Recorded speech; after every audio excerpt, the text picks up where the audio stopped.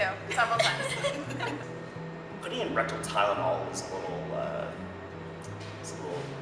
weird, but I was gonna give a patient a pill and it fell to the floor, and being the wonderful nurse to be that I am, I picked it up and offered it to the patient. This one time at clinicals, Brittany Andrews, as everyone probably knows, was going to take vitals, and you might think that that's like a really easy thing to do, but she didn't put the cap on the thermometer, so she put just like the metal in the person's mouth, and then she realized that she did that and tried to put the plastic cap on the thermometer and dropped it on the floor, and then she was on her hands and knees under this person's bed trying to reach for it. One of the first days of health assessment lab, I tried to take Lexi's temperature without the plastic thing on the thermometer and stuck the cold metal thermometer in her mouth, and she screamed really loudly.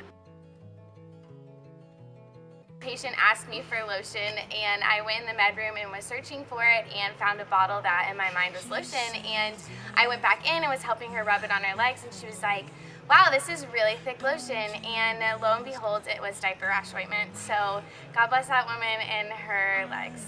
I had to do a lot of wardrobe changes between ROTC and nursing, so sometimes you catch me in scrubs and combat boots because I forget vital options of both outfits. It was health assessment lab, and I was doing my assessment on Shannon Winder, and McClarty was evaluating me, and we were laying down in the chairs, and I started pushing on Shannon's stomach, and I said, I will now palpate for a hemorrhoid. But I meant to say hernia, I guess. I almost passed out in the Archibald ER because I took a sleeping pill the night before, which was a mistake, and woke up at 4:30 and hadn't had enough water.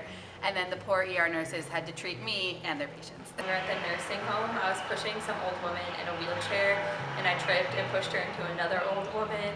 They were both okay, so it all turned out okay. I was leaving a patient's room, and I literally knocked on the door to leave instead of knocking on the door to come in. Yeah, that was fun. The most embarrassing moment that I think we both can share is, was it our arm or was it our leg? No, it was our heads actually. Yeah, it had something to do with the face.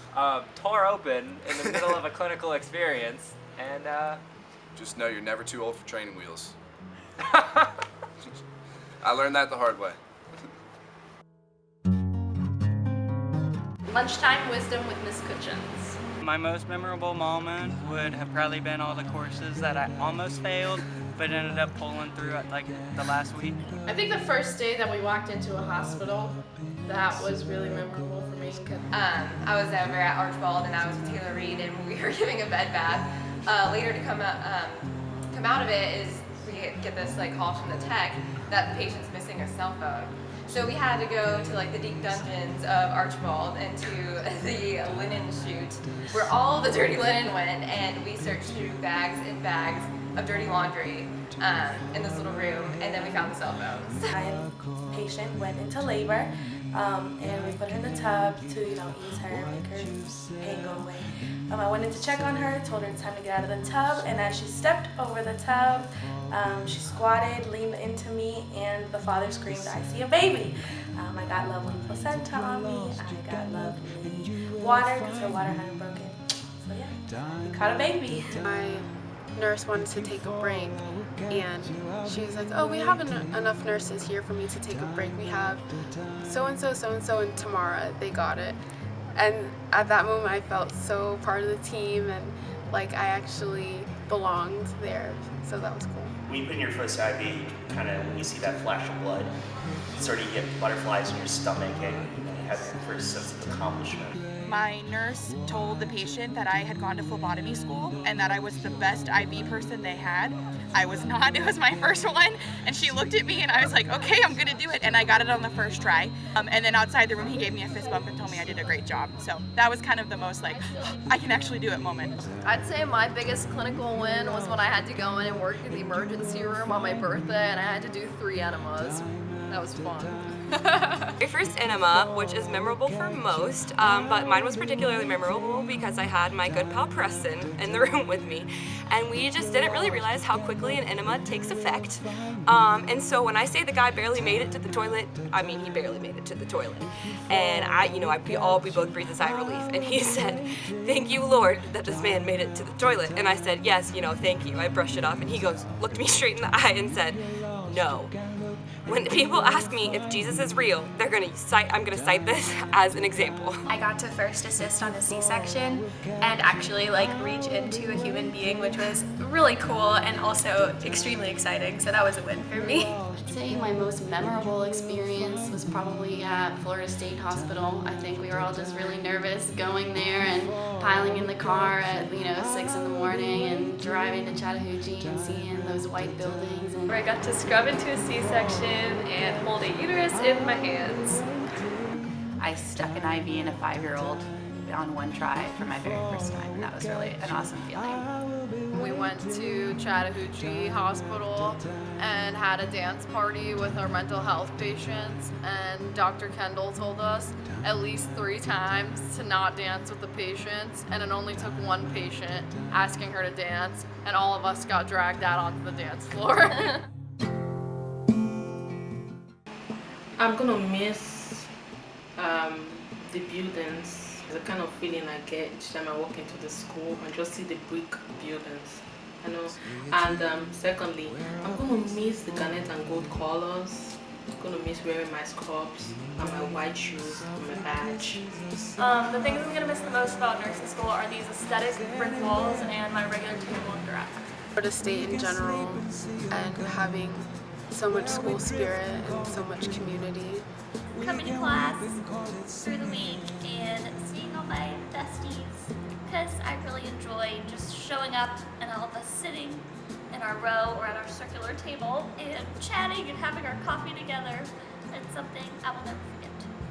I'm definitely going to miss suffering through this hard time together with my fellow classmates, because we've been through a lot and we've all seen each other grow so much, so that's definitely something that I'm going to miss. I'm gonna miss having the support of my friends. Whenever I said I think I'm gonna fail, they always said they thought they were going to fail too. So that was really helpful. I'm gonna miss the people, obviously, the experiences, and the kind of the card we get to pull, and say, "Oh, sorry, I'm a student nurse." When you're at the hospital, when you kind of make a mistake. I think the thing I'm going to miss the most is, and I'm sure that everyone has said this, is just the family aspect of nursing. We always say that nursing school kind of breaks your spirit and kind of it really breaks down your stress and your anxiety, and I was such an anxious person coming into school, and now I'm not. I always say an atomic bomb could go off next to me and I'd be like, cool. The family that I've gained here and everyone around me, I'm gonna miss you all so much. Thank you. I will definitely miss the camaraderie that has come from us all being nursing students and us all trying to figure everything out together. It's been great to look down the hall and be like, "Do you know what you're doing?" No? Okay, cool. The thing I'm really gonna miss most about nursing school is Mr. and Mrs. Millie DeLong.